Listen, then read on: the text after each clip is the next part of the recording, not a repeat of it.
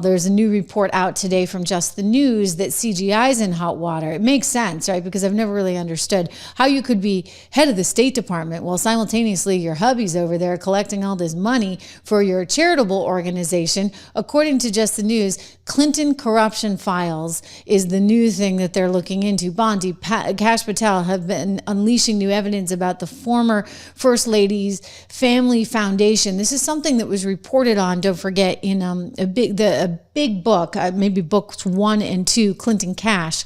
And what it looked at was sort of this relationship between some of these countries, in many cases very dubious countries, that were donating to the Clinton Foundation. The question becomes, was this an influence operation? In other words, Bill's out there saying, hey, come on in, come one, come all while Hillary Clinton is the Secretary of State for Barack Obama. Is that not messed up? I always said it at the time. I remember being at a couple CGI events. One was the big international one in New York, and it was like, all these billionaires from weird countries in Africa that suddenly were getting legitimized by the likes of President Bill Clinton. Because, you fork over a donation, you get your picture with him, and suddenly everything's A-okay. It was weird to me. And I remember thinking, gosh, his wife is head of our State Department. Like, isn't this a little bit of a conflict of interest? You think?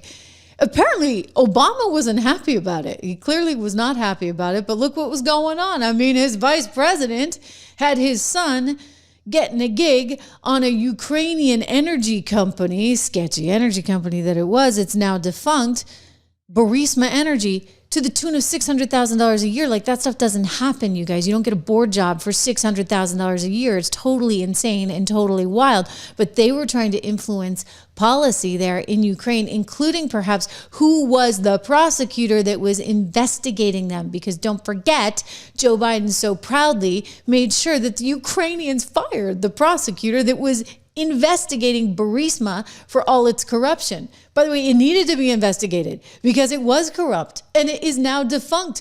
And yet the son of the vice president is making $600K off the deal. Not to mention the money he's making in Romania and China and all these other places. I mean, it's wild. All while Hillary Clinton is apparently cashing in with money from all kinds of people. Bill just says, hey, put it here. She's then running State Department. So now what they've got to find in order to tie this one together, I mean, obviously it's super sus, as the kids would say. Super duper sus. But what you've got to find is the proof. Like, can you actually say that this was a quid pro quo? That somebody has an email somewhere in which so-and-so says, hey, we really need this done. And by the way, we're giving you a check for this amount. And then suddenly this gets done. That's the question there. And that's what they're going to have to answer. But apparently they have found some new evidence that suggests the family's foundation was not entirely on the up and up. Again, I could have told you that. And is it Peter Schweitzer that wrote the book, Clinton Cash? I mean, I think there's like 2 installments of the book because there's that much information. Yeah, I mean, it was pretty obvious, I think, to anybody who could see things. And it's astonishing that they allowed that to go on. Truly, truly astonishing. The shutdown, astonishingly, is finally coming to an end. As the longest shutdown in history, because you had a bunch of Democrats that were just kicking and screaming and they weren't willing to do anything ahead of the elections.